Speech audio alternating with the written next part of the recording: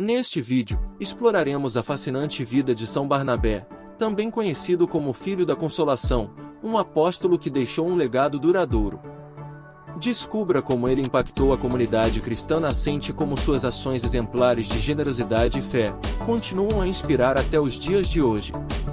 Aprenda sobre os ensinamentos de São Barnabé e a importância do verdadeiro amor em nossas vidas. Não perca esta oportunidade de se maravilhar com a história desse homem extraordinário. Sejam todos muito bem-vindos e que a paz de Cristo esteja com todos nós. Esse é o nosso canal, Eu Me Abrigo em Ti, e este é um espaço dedicado a todos que desejam se aprofundar na espiritualidade católica e aprender mais sobre nossos santos e tradições. Hoje, vamos falar sobre uma figura inspiradora da história da Santa Igreja Católica. Você já imaginou como era a vida dos primeiros cristãos? Eles viviam em comunhão, partilhando tudo o que tinham, sem egoísmo nem apego. Eles eram movidos pelo amor de Deus e pelo desejo de anunciar o Evangelho a todos os povos. Eles eram testemunhas da ressurreição de Jesus e do poder do Espírito Santo. A Bíblia nos conta que a multidão dos fiéis era um só coração e uma só alma. Naquela época ninguém dizia que eram suas as coisas que possuía, mas tudo entre eles era comum. Nem havia entre eles nenhum necessitado, porque todos os que possuíam terras ou casas vendiam-nas, e traziam o preço do que tinham vendido e depositavam-no aos pés dos apóstolos. Repartia-se então a cada um deles conforme a sua necessidade. Assim José, a quem os apóstolos deram o apelido de Barnabé, que quer dizer Filho da Consolação, levita, natural de Chipre, possuía um campo.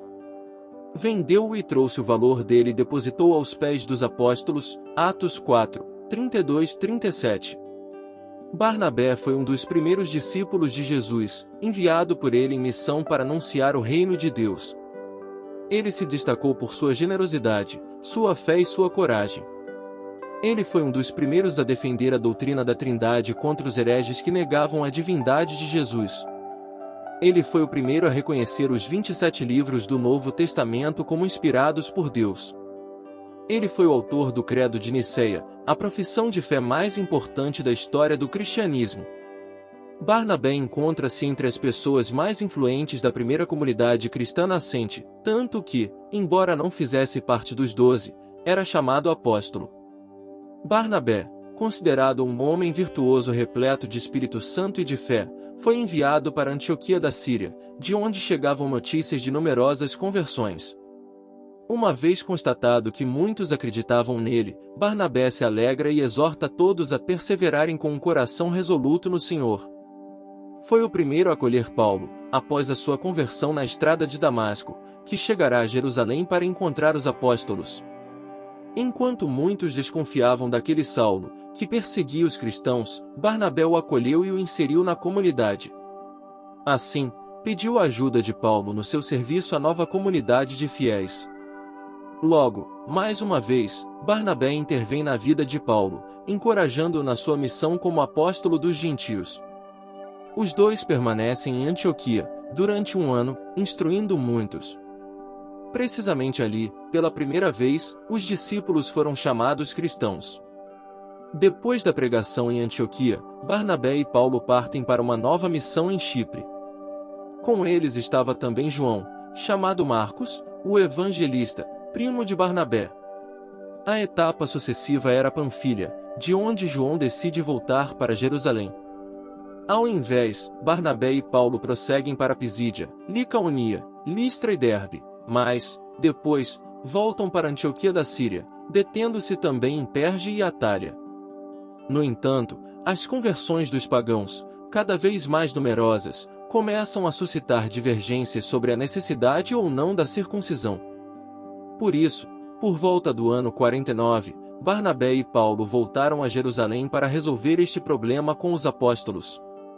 Logo depois, ambos se preparam para uma nova missão, mas Barnabé quis envolver novamente o jovem João, embora Paulo fosse contrário, por não confiar muito nele. Barnabé, porém, o vê como um discípulo para ser reabilitado. Não chegando a um acordo, seus destinos se separaram. Barnabé embarca para Chipre, com seu primo, e Paulo parte para a Ásia. Até entre os santos havia conflito, discórdia, divergência, que, para mim, causam consolação, pois os santos não caem do céu, foi o que explicou Bento XVI, na audiência geral de 31 de janeiro de 2007, ao falar da relação entre Barnabé e Paulo. A santidade não consiste em nunca cometer erros, mas aumenta com a capacidade de se arrepender e a disponibilidade de recomeçar, mas, acima de tudo, com a capacidade de perdoar. De fato, mais tarde, Paulo mudou de ideia sobre João. O Novo Testamento não nos fornece mais informações sobre Barnabé, mas alguns documentos bizantinos falam de uma viagem que fez com Pedro, com destino a Roma, de onde prosseguiu para o norte da Itália. Em Milão, de modo particular, a sua pregação teria suscitado várias conversões, que deram origem à primeira comunidade cristã na cidade, que, por isso, o considerou seu primeiro bispo. Os Atos de Barnabé, obra do V século, narram a sua morte em Salamina, onde teria sido apedrejado por judeus sírios, no ano 61. A sepultura de Barnabé existe ainda hoje, dizem que teria sido o próprio Barnabé a indicar, em sonho, a sua sepultura ao bispo de Salamina, Antemios, em fins do século V. Este, portanto, teria mandado trasladar os restos mortais do apóstolo Barnabé para a basílica, que ele lhe quis dedicar. Oremos, Santo Apóstolo, que vendo as ações do Senhor, aprendeu o espírito de consolação, ensinai-nos a consolar e dai a nós a consolação nos momentos mais difíceis da vida. Que essa prática seja para nós virtude e meio de santidade. Amém. Você gostou desse vídeo? Quer acompanhar mais conteúdos inspiradores como esse? Então não deixe de se inscrever em nosso canal e curtir este vídeo. Dessa forma, você receberá notificações sempre que publicarmos novos vídeos e nos ajudará a levar a mensagem de fé e esperança a um número maior de pessoas. Inscreva-se agora e deixe o seu like.